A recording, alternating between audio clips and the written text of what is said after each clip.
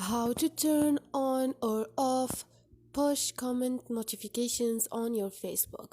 Hi guys, in this video I will show you how to turn on or off push comment notifications on your Facebook. It's so easy and quick, so let's start.